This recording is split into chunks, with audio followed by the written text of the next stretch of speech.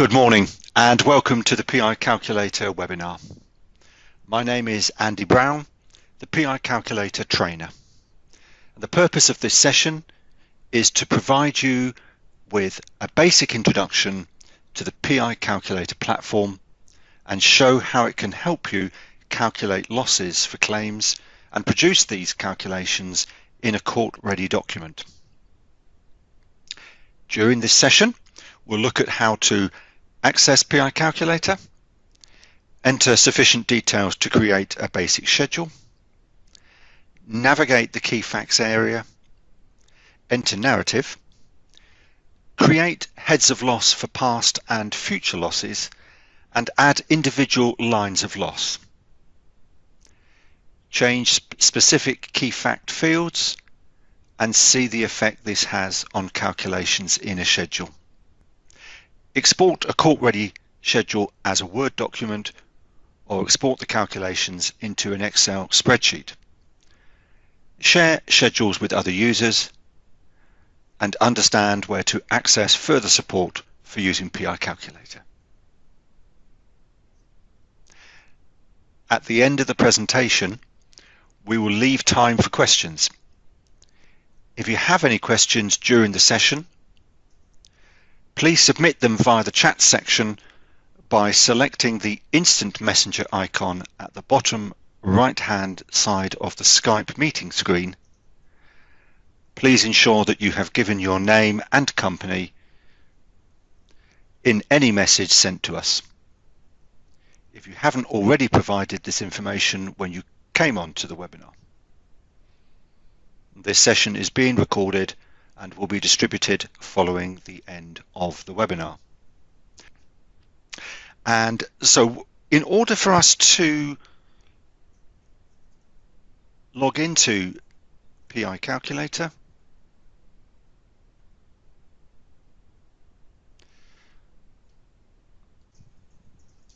so to access the piCalculator platform, you'll need the link provided in the email informing you that your account has been created with an invitation to set up your password. This will be a new password if you have used previous versions of the platform. When you've successfully logged into the platform, select the piCalculator tile. There we are. We just need to log back in again.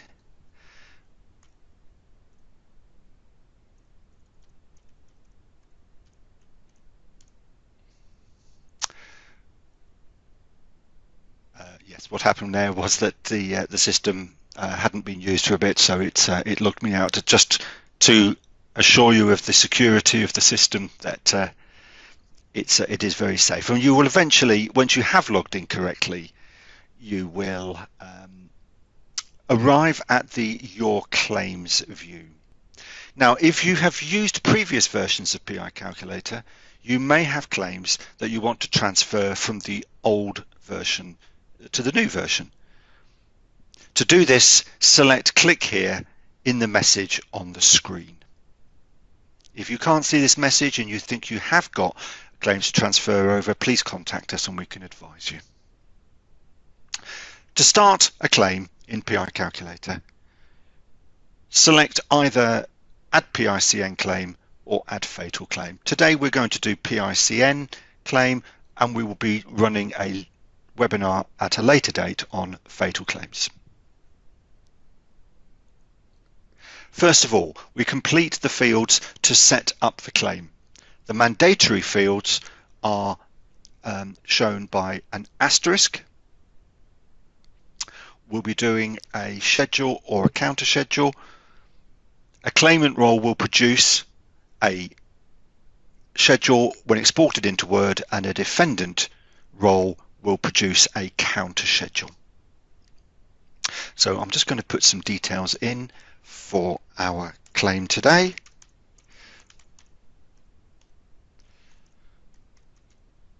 This information can be anonymized or it can be the person's actual name.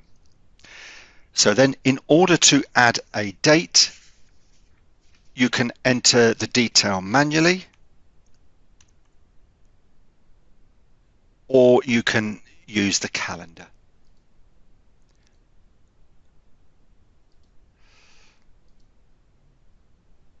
Such as that. You select your gender.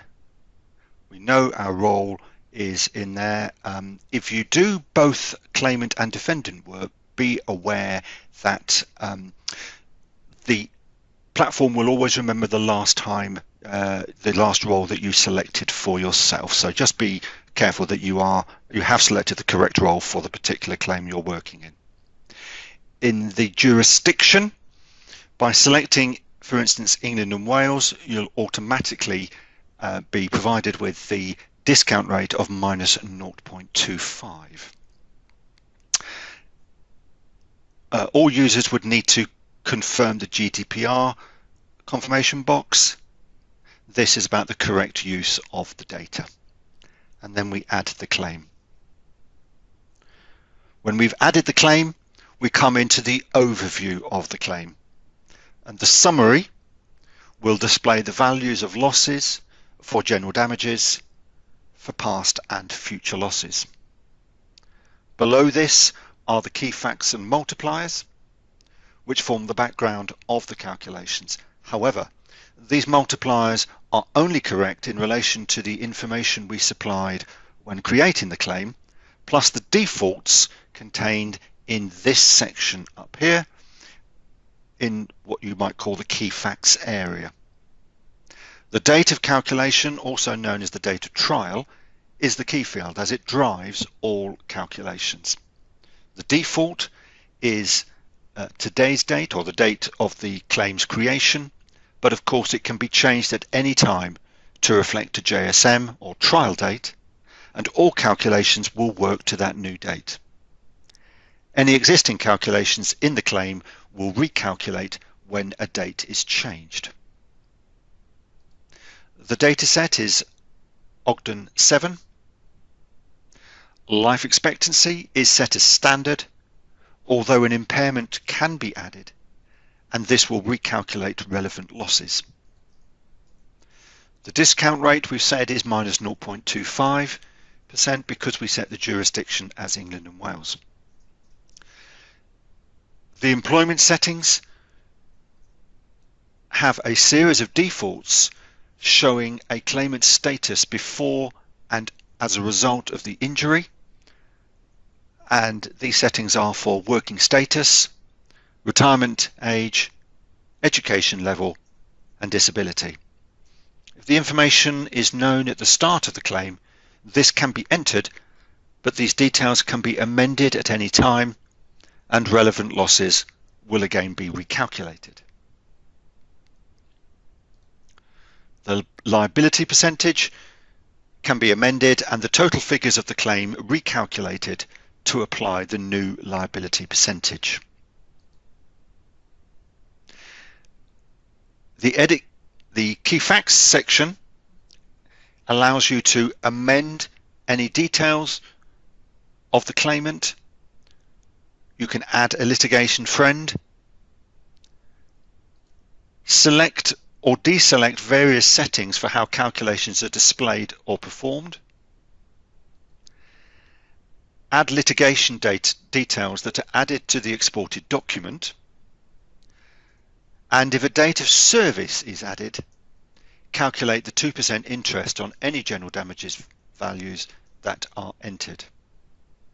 You can also add a periodical payment order details, and if you leave the date blank once you've configured for PPO, if you leave the date blank, it will default to the 15th of December of the relevant year.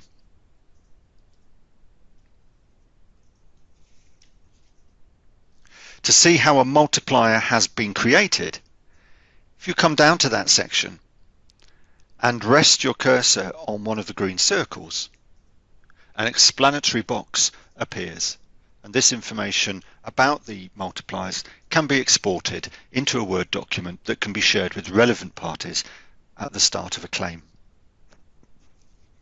So before we go on to add any losses into the claim, just to remind you that if you want to send us any questions as we go through, please use the instant messenger facility on your Skype screen. So in order to add losses into a claim, you can select the relevant section in the main view. For instance, for general damages, you can enter values either as a generic figure covering a number of damages or individually. The first loss we're going to enter is in past loss. So select past loss from the main view and add a new head of loss. It will ask for a description of that head of loss, which we will put in as care, and add loss. When the head of loss has been created, you can divide your losses into sections. So the first section we're going to call crutches,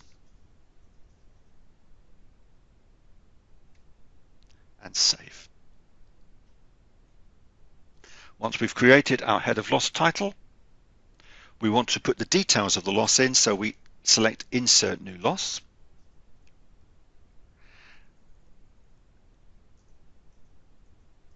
And we can see in the field that says Type a list of loss types that we can select, and we can select any of those within any head of loss. So the first one we're going to do is a simple general one-off. Our loss date by default is the date of injury, but we can change this if required, and we'll put in an amount of £100 and then save and close. And our loss displays alongside interest. We're now going to add a more involved loss by creating a new section and calling this Family Care, and save. Again, to insert our information, we're going to put in Insert New Loss,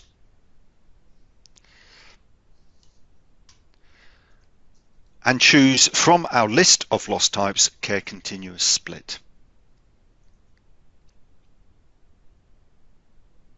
So in this loss, the family cared for the claimant over a period of time, but that care differed in terms of blocks of time. Now the start of the period has the default of the date of injury, but if the claimant spent initial time in hospital, we can alter the start time. If the exact date is not known, you can use a shortcut, e.g. D for day, W for week, M for month, or Y for years. So in this case, we might put in the start date of the family care was 2 weeks after the injury. So we put it in like that. Now, we can select the required rate from this list taken from the NJC care rates that form the basis of facts and figures. We'll choose aggregate rate, put in a discount for gratuitous care of 25%, and in the loss count field we can see that it goes between 1 and 30, and this covers the number of periods of care we want to put into the loss. So we'll use the default of 3 and put the detail in of the care, which we'll say is the first period, period 1, P1 I've called it, lasted for 3 months and was for 10 hours per day. But note, in that field you have different frequency options available to you. Period 2, P2, starts immediately after period 1 finished, so we don't need a start date. We'll say it lasted for 6 months and was for 8 hours per day. In period 3, which is the final period, and therefore date of calculation is the default, but we can amend that if the individual went back into hospital or the care finished before the date of calculation. put it in as 6 hours per day, and then save and close that calculation. And we can see that calculation has now come out at £46,080.32. So the way this has been worked out is over a number of lines of calculation. The first line reflects the first period.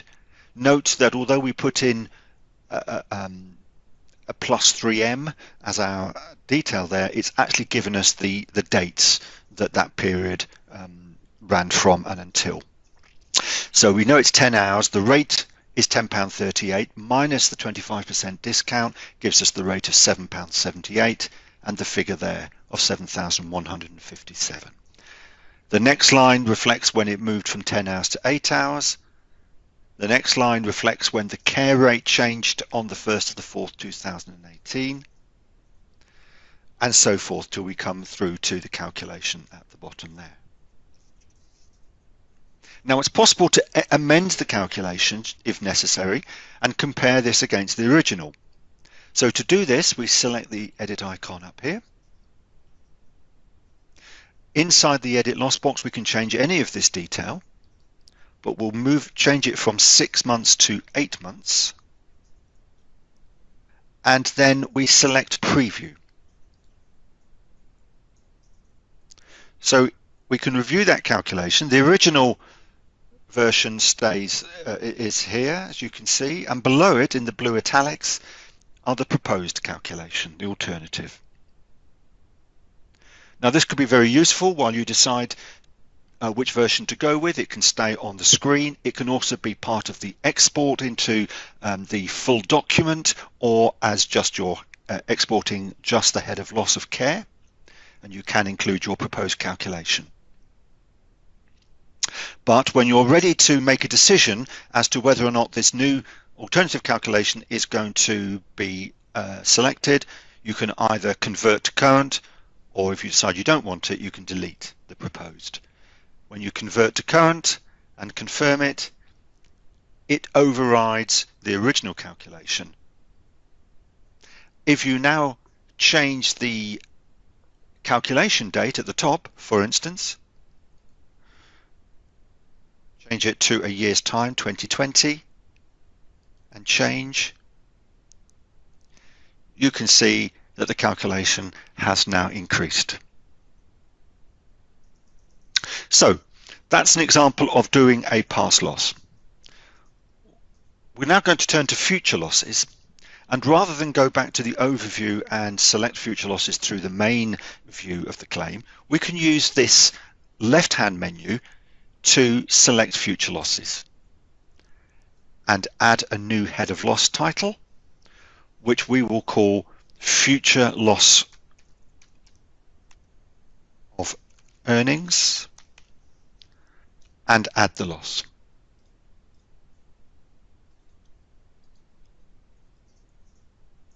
So we're now inside this new head of loss, and we will insert a new loss to put the detail in. We're going to, when we look inside the loss types available to us, we'll see that that list is different to that which was available through past loss. And the earnings loss that we're going to choose is earnings split.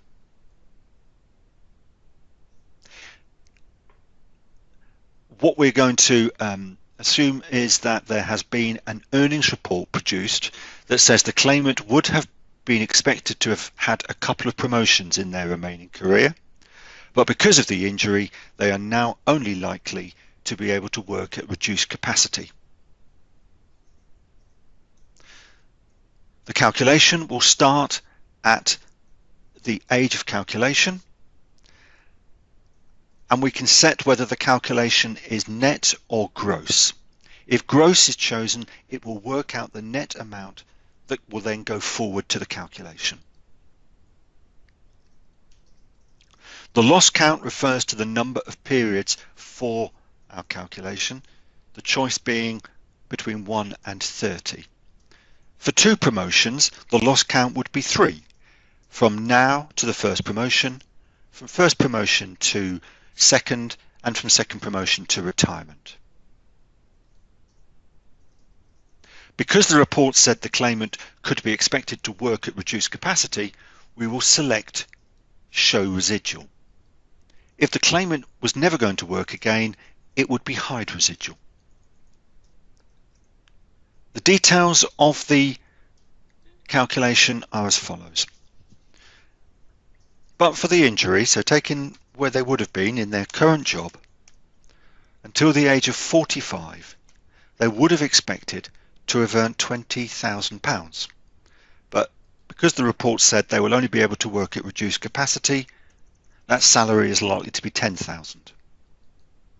At the age of 45, they would have been expected to have gained their first promotion, which would last through to the age of 50.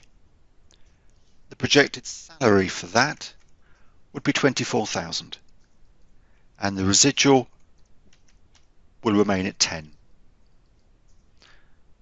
At 50, they would have gained their second promotion, which will take them through to their retirement, so we don't need to change anything in that field. The projected salary would be £28,000, and the residual we will keep at £10,000. When that's done, we create the calculation by selecting Save and Close, and our calculation displays like this. So with a little bit of explanation about what we're seeing here, we rest our cursor on the green circle. There we are. You get the full explanation there in the black box. Using table 28, the period is 6.24 years, interpolating between 6 and 7, applying the minus 0.25% discount rate and the contingency factor of 0.86, and so the calculation for the first line shows there. The second line is the mitigating amount, that's in blue, and it comes out at a minus calculation showing here in brackets, and it works its way through the different periods, and that's how we end up with the figure of 397,500. We can amend that calculation by going to the employment section up here. For example, we can add a disability as a result of the injury, and that would see the contingency factor reduce. This can be overridden if you want to use a specific rate in this field. When we've made that change to say this person is now disabled, we can see that calculation has gone up.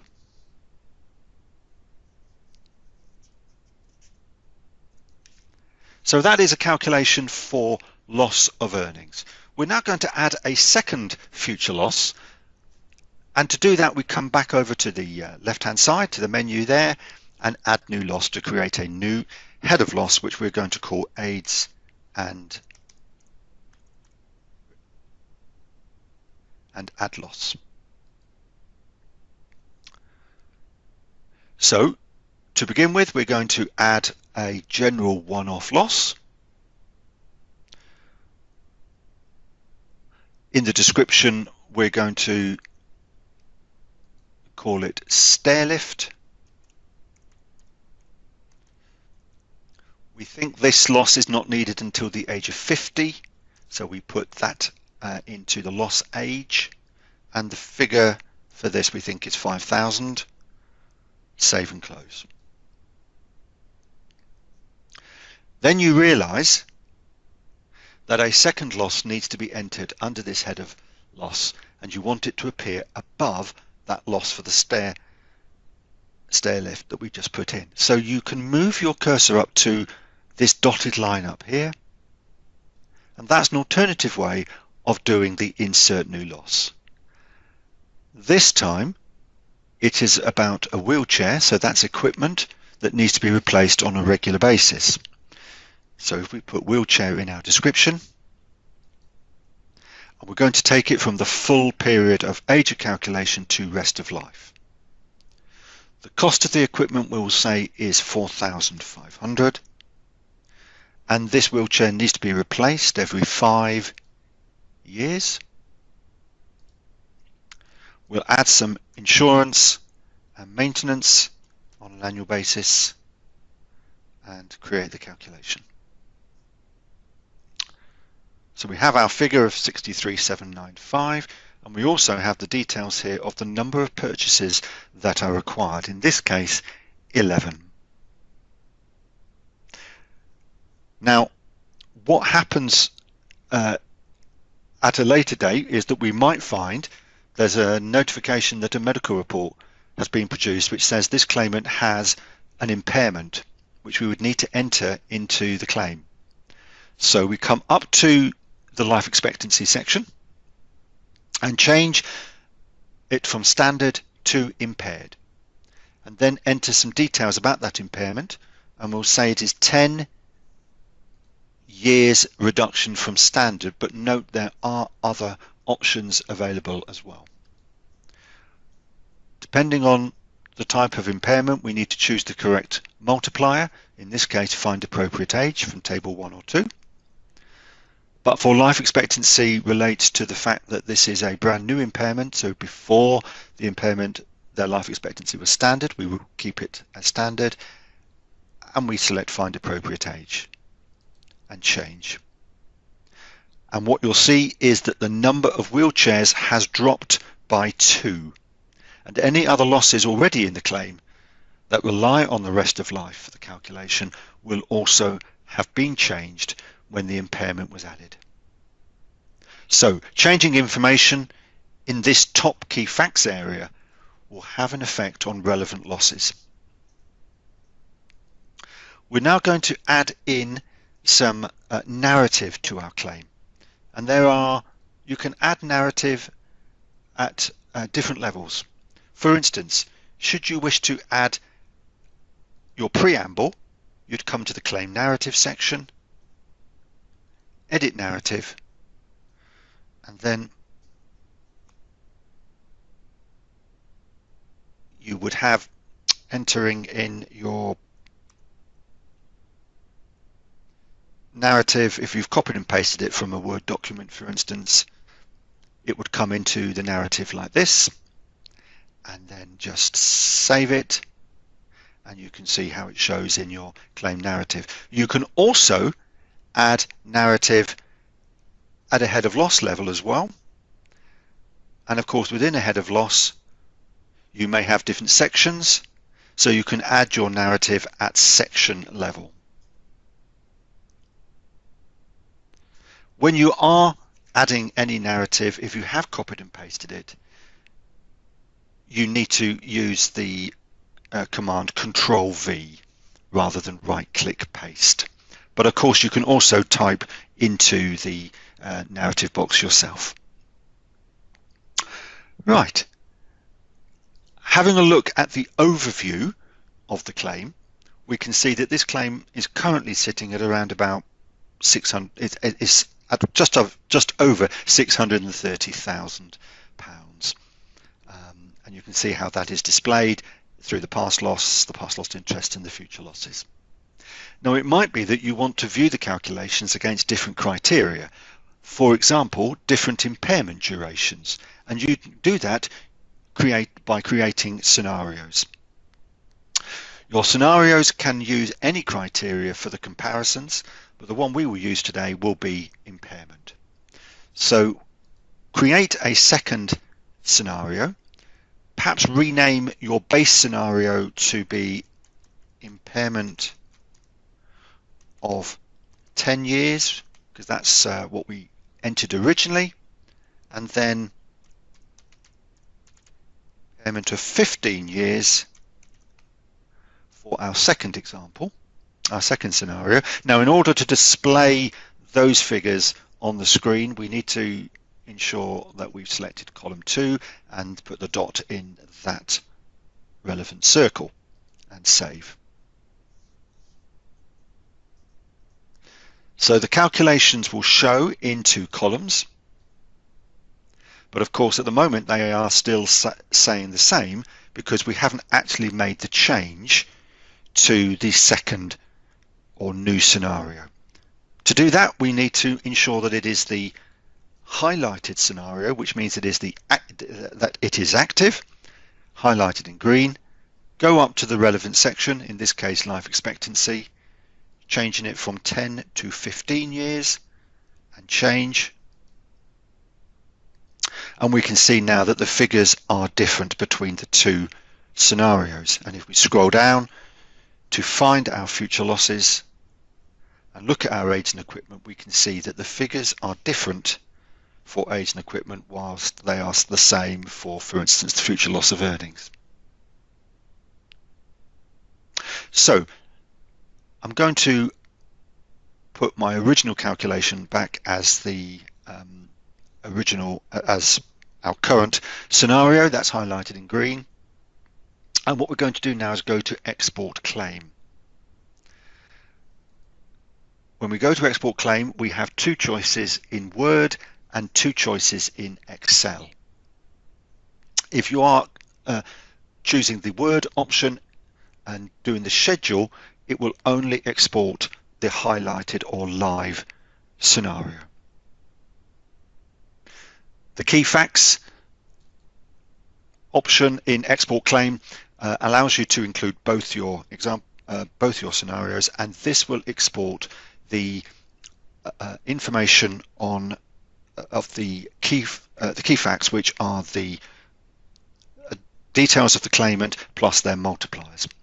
If I choose the schedule tab, I've got a number of options that I can include in the document that is exported.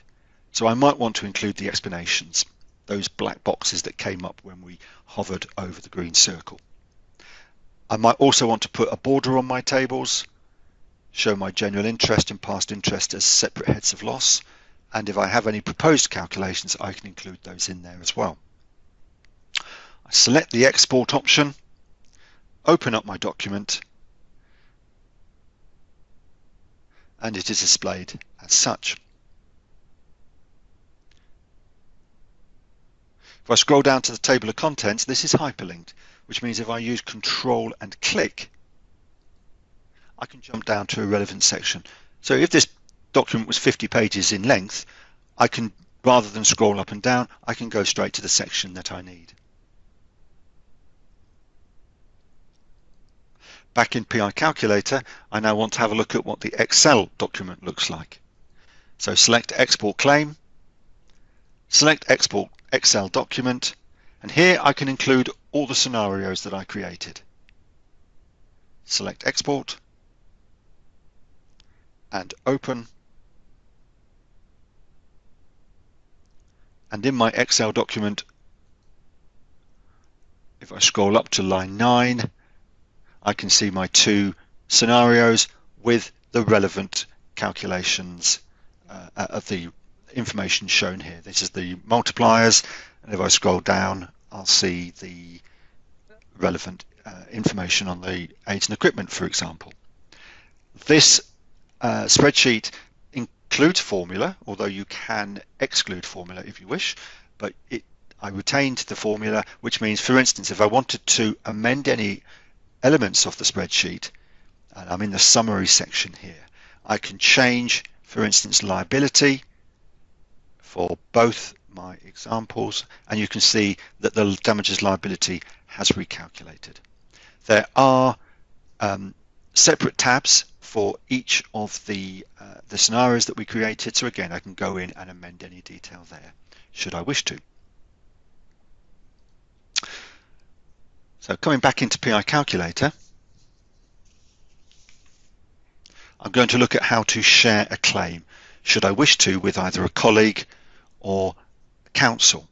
So I select Manage User Access from the left-hand menu, select Add New, and then I would enter the detail, the email address of the person that I wanted to share the claim with. However, they must have a piCalculator account for you to be able to successfully share the claim. You also need to just ensure that they have a similar role to you, so they must be either claimant if you're claimant or defendant if you are a defendant. You can give the person you want to share it with a read-only version, which means they wouldn't be able to go and make any changes in the claim. And there is a warning message up here that will advise you as to what rights the individual has with whom you're sharing the claim. So once you've put the required details in, you can select save, and then you have an option to send an email. Once you have confirmed this, when the person that you've shared the claim with goes into their list of claims in the Your Claims page, they would need to set the option My Claims including shared, and then they will be able to see the claim that you have shared with them.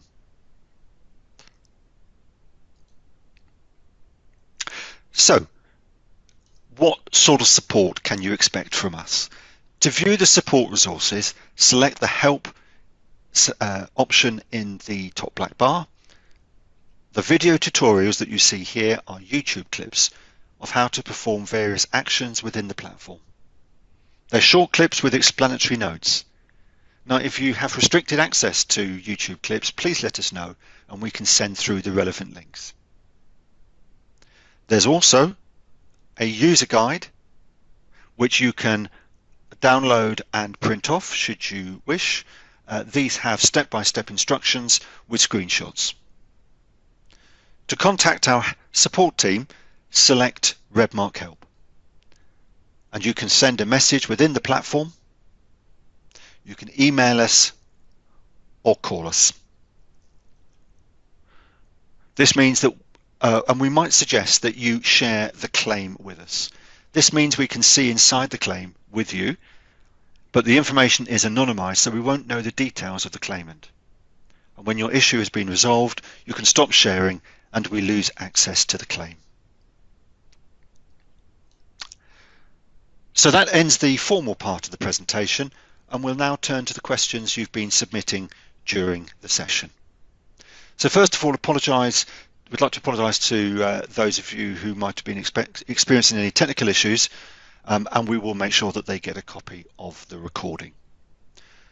So one question that's come in here, can life expectancy be manually amended upon receipt of life expectancy report? Yes, and we obviously that question may well have come in before we actually turn to that section. So yes, you do it through the life expectancy section, add your impairment details in here as required. Another question that's come in is, does the period take into account the 2 weeks in hospital? Not as such, no, because if we've said, so this question obviously relates to our care. So let's just open back our care section up here. This was our care here. So what we've said is that the family care started 2 weeks after. If you had wanted to include that 2 weeks when they're in hospital, then you would have your care starting at the date of injury. So we've got another question in here about standalone calculations. I guess by standalone calculations, would you mean perhaps just a one-off calculation? Yes, that they would come under the general one-off calculations, and obviously you would create for yourself, either through past loss or future loss, what your head of loss is that you want that to cover. Can I show you quickly a fatal future multipliers? To be honest with you, in that situation, I think I'd prefer to be able to show that to you individually, because, and we will of course be doing another webinar on that. But if anybody particularly wants to look at fatal, please do get in touch with us. The reason for not showing you now is that it is quite a complex process to look through, and you're probably better to look at it within the context of doing a fatal claim. But just very, very briefly to say to you that in a fatal claim, obviously we'd be looking at the FAA, Fatal Accidents Act, and we will be able to show you how we set up future dependency on income and dependency on services, and we would show you how to do that. So I think those are the questions that have come through. So I was just going to ask if anyone's got any further questions, perhaps if you get them to us quickly or whatever, but I'm just waiting to see whether there's any more that have come in. Okay, so how do I do standalone multiplier claim? Could I demonstrate this? I think Nigel, what I would say on that, that's the query has come in there. It's through, yes, it would be about using the resources outside of piCalculator itself. So if you just wanted to use our calculators, which are in the top black bar up here, you can do calculations on inflation, on interest, tax and national insurance, VAT. If there's anything that you want to work out that you might then put into the claim later, that's fine, but you can do those calculations there. In terms of when we plan to do the fatals, what I'll do what we'll do is, as part of the information sending out a copy of this recording, we'll let you know about future sessions that we've got planned coming up. I know we want to do these on a monthly basis, but again, if you do need to know more about, say, fatals, then that would be fine, not a problem at all. So there's a question in here about different employment job roles on the loss. Yes, so that would be an Ashy calculation. So you can do an Ashy calculation in either past or future earnings loss. An Ashy calculation will, if I just very briefly show you that, let's, for instance, do it through here and do it as an earnings loss and insert new loss here and choose the Ashy option. So this might be used when you perhaps if a past loss, you're at the beginning of a claim and you don't currently have earnings information, or if it's a part of the future loss, you just want to look at, you know, what would happen if this person worked in a particular area of work. So it might be useful for, obviously, about a case involving a child. And what you would do is you would be able to do a search against the Ashy, the annual survey of hours and earnings survey, and we would put in, for instance, a job title of retail, choose the relevant job from the list that comes up. We could, all full-time workers, choose our group and refresh, and we are then given a series of salary levels ranging from the 10th to the 90th percentile, but also including median and mean figures as well. If I choose a figure there and save and close, this does it as a gross calculation. It actually will break down the gross amount to the net amount, showing you how it's done that. Pro rata the net amount into the value column, because of course the injury happened partway through the tax year. The second section is the full the full net figure. And this figure represents the fact that, remember, we pushed the calculation date forward to 2020. So it takes into account more than 1 year. There we are, 1.56 years. So that's our three figures that go into the calculation of 54,437. Okay, so looking at any further questions that we might have coming in. So the calculators don't, no, that's, it's okay if we pick this one up outside, Nigel, for you, so that we can explain how you would take the details into there. But obviously the calculations that are done through the calculator section outside of the claim, you're quite right, don't take into account that. So about the narrative, that's fine. We've had a question about narrative. The person who's asked us that unfortunately lost connection just as I was doing that section. So let me show you how we do that. You can do narrative in a couple of ways. As we said, you can open up the claim narrative here, which is the preamble, and again what you would do is either type in your narrative or copy and paste from an existing document, which is what I did here. You can also add narrative through an individual head of loss, so for instance in care, and your narrative is at section level. So if you've divided your head of loss into different sections, you can add a narrative to each section. And sometimes you might want to add narrative in to explain the background or the context of the calculation that you've done. So I've got a question about vehicle loss. That would be done through future loss. So add new loss and put vehicle in here into our head of loss title.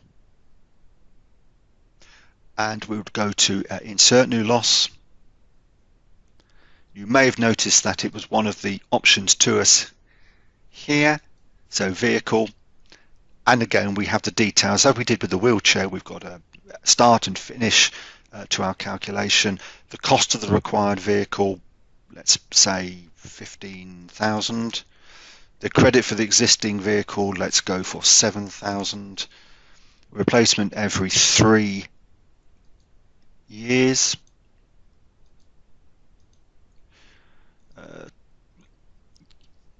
Let's do 8,000 for the trade-in value, increased insurance by, again, £100 and running costs of £1,000. I'm slightly making these figures up, but we'll go save and close. And the calculation will show as thus. Okay, so it's obviously taken into account the different calculations at that point. Hopefully that will help you see how we've created that. Okay, I missed, that's another question that's come in. Missed how to transfer existing claims from the old version. Could you just quickly show? Absolutely, I can do that. So in the Your Claims view, this is what you see when you first log on to piCalculator. And whilst I'm in the Your Claims view, I can also show you where, if you've had claims shared with you, it would be My Claims Including Shared would come up at that point.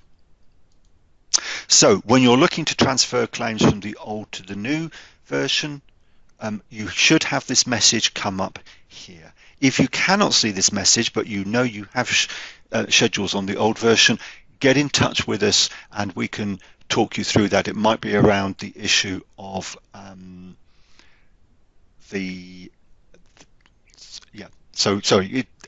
I'm just looking at the detail here. So it might be that the email address we have for you is slightly different to between the old and the new versions. But basically, you would click here to transfer schedules to the new version. There's your list. Look for the icon that says transfer schedule.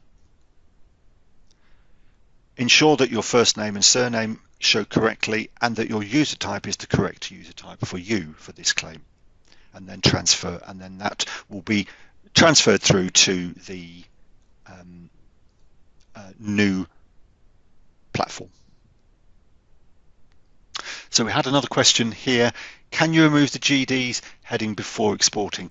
Now, if you don't use a particular section, it will still appear on the schedule, so you would have to manually remove it once you've done that. Can you change the default user type from claimant solicitor? Unfortunately, right, you can, but only where no other users have been added. Okay, so we can show you how to do that in more detail should that be the case. So yes, I'm getting advice from my colleague here. That's why I'm a little bit just waiting to get the information on there. But yeah, okay. So are there any other questions at the moment that people have got? If any further questions come in after we finish, then we'll obviously address those individually to you.